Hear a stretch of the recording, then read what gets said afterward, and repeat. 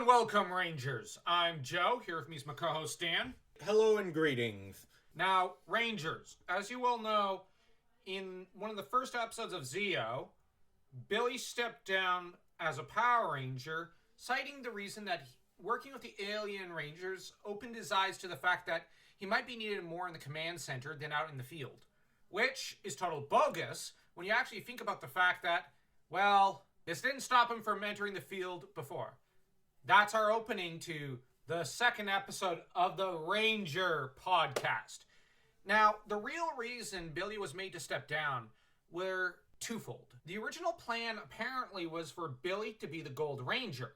And the other reason was somewhat that there was some off-screen struggles between some of the production cast and David Yost that everyone has been honest about and has made it very clear there were problems between Yost and, well, a lot of the people behind the set.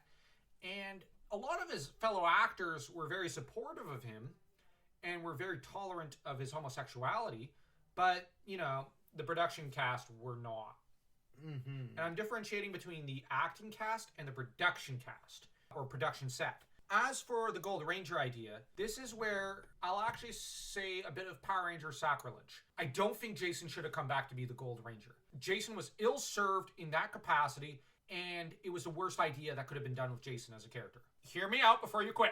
I think they should have stuck with Billy being the Gold Ranger, because since season 2, Billy and Kim were pretty much the main characters until the end of Mighty Morphin, season 3. And this would have been great to put Billy more into the main character role.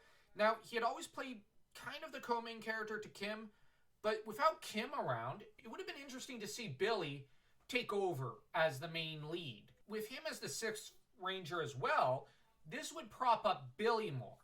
And you could have a proper send-off at the end of the season, and it would be kind of like an epic poem to Billy, you know, like how great he is. He started off the simple nerd character at the beginning of Mighty Morphin and turned into, you know, this awesome, cool Ranger. But for Jason, I'd have actually held off on bringing him back until maybe in space and make that season entirely about Jason. The problem is, in Zeo, contrary to what a lot of people think, Jason did not end up being the main principal character of Zeo and did not steal it from Tommy. He stole it from Billy, but that said, you had, for characters who were competing with each other for screen time, Tommy, Rocky, Jason, even Tanya a few times. Now, the problem here is you have too many... Oh, and Adam. You have too many characters competing for screen time. And I wanted Jason to get a better arc, which focuses on him trying to get over some of his anger, but also kind of get an arc after the Turbo movie so that it's in space and he's dealing with the trauma and the violation of having been mind-controlled, similar to what Tommy went through as Green Ranger. And we could see that happen in space, but where he doesn't have to compete with people like Tommy and Billy for screen time, like he always has. This removes that factor, and it allows Jason to have an entire season almost where he's propped up as being so great and so awesome, and slowly becomes the main character and gets this extended arc about dealing with this sense of violation and anger, and where his main arch nemesis is, well, Divatox or something. Now, that's an idea for another video.